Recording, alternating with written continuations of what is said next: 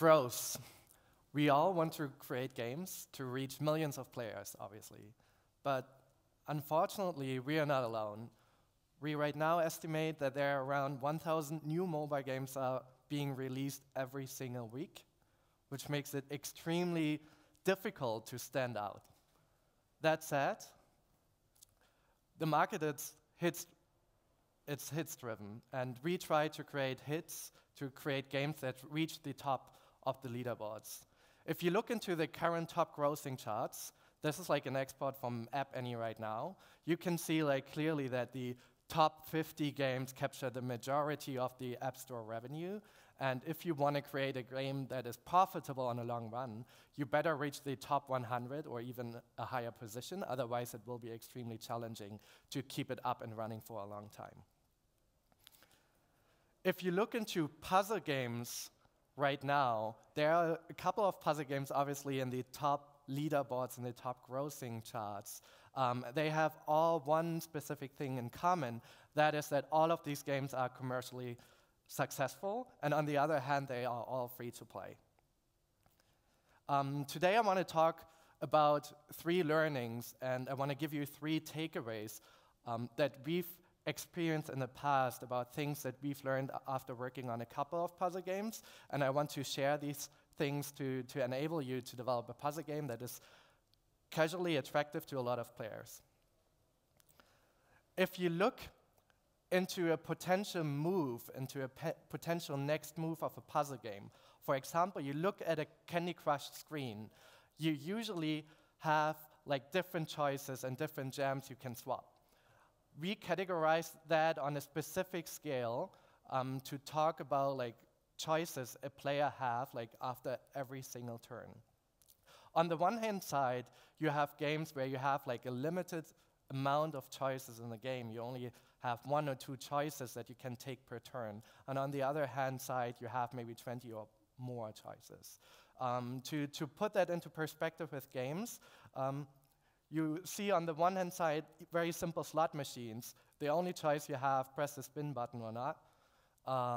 It goes further with like more complicated slot machines where you have to put like a bet on a specific row, but the choices are limited. On the other hand side, the other extreme is probably a chess game where you have like more than 20 choices for a potential move that you could take, and you also have to take into account the next move that you are planning to make after this move. So there's a lot of strategy involved, and you have to take into account a row of choices to be successful in this game. If you look into the current free-to-play games that are somehow that are successful, like Candy Crush or like Jelly Splash, one of our games, you see that they are usually in the middle. What does it mean in numbers? What are we trying to achieve when we balance a specific game in our puzzle games? We aim for 3 to 7 possible moves per turn. So whenever a user has a turn in a puzzle game and they look at the screen, we try to achieve that they have like 3 to 7 specific moves that they can take. At the same time, when you look at the screen to do your decision for the next move, you can obviously also see like one potential best move. You don't have to think ahead. You don't have to think like what other moves you want to take in the next rounds. There's one specific move that is the best. In Jelly Splash, it would be, for example, find the longest row. In Candy Crush, find the biggest group.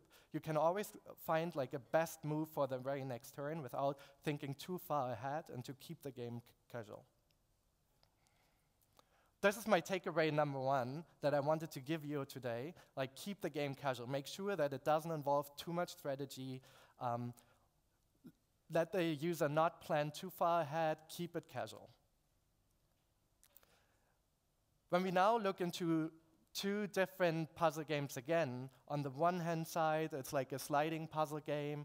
On the other hand side, you see Jelly Splash, you could also see Candy Crush on this side. What are the differences in these puzzle games? This is, first of all, in the sliding game, you have one solution. This means like whenever you complete this level, this solution would work for every player. When I complete the level, I can tell my mom exactly what she has to do to solve this specific level. which makes it fun in the very beginning when I play this game and I reach this moment when I finally solve this puzzle. It feels extremely great. But when I play this game through all the levels and I maybe reach level 100, I can't complete it anymore. The game makes me feel stupid because I can't solve the level. And the only reason for this kind of game why I can't solve the level must be because I'm stupid. Because the game obviously always teaches me in the early levels there's one solution how I can reach this goal. But as soon as I reach like a very complicated level, it just means I'm stupid. In free-to-play games, that's the emotion you never want to give a player. Never make them feel stupid in the game. To achieve that, you can look into the current free-to-play puzzle games. To achieve that, what make they different? They add randomness to the games. And that means there isn't just one way of doing that. Even if I finish level 20 in Candy Crush, even if I record it with you and put it on YouTube, that doesn't mean that you can take the same moves. You cannot like follow my path to solve the same level. I can play the same level over and over again, and there's always like a different way to finish the level or to lose it. So keep that in mind. Never make the player feel stupid. Add randomness. Make sure that they have like a way out, that they don't feel stupid about the game. I would call it balanced difficulty. So work on the different levels, take this into account, and then make it like a full experience a game without making them feel stupid.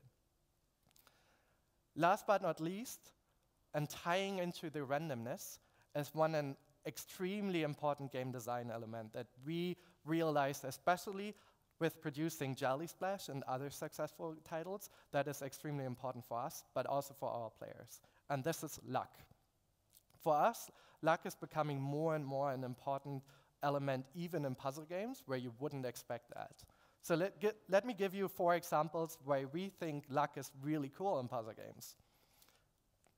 So first of all, when you lose a game, when you lose a specific level, and there's luck involved, and I feel that there's luck involved, I can always blame the computer.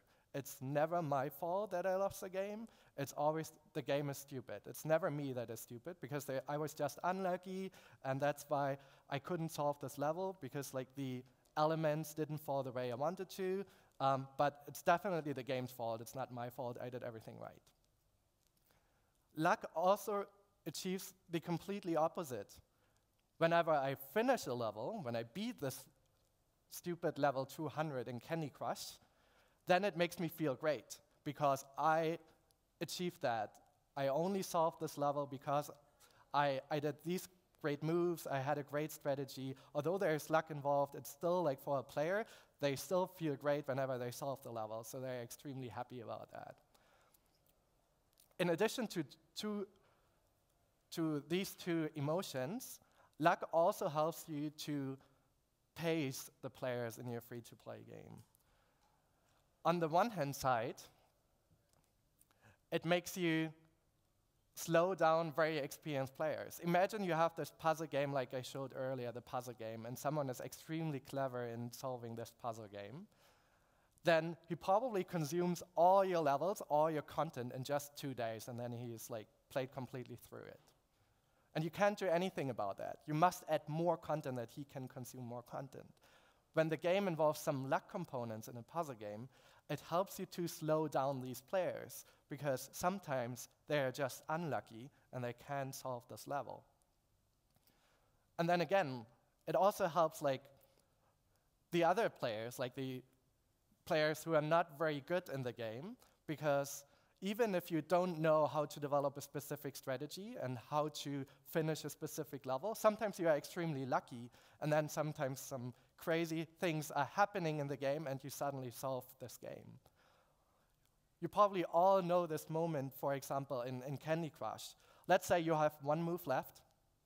Your goal is to get this jelly to remove this candy on the top right. But the only last move that you can take is down here.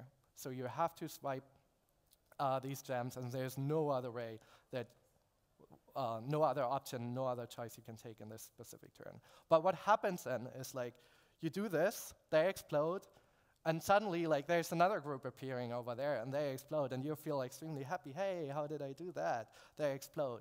And then more gems are falling down, and the candies you see, like, there's a bigger group of candies probably popping up on this side. They explode as well, and they release, like, this super bomb.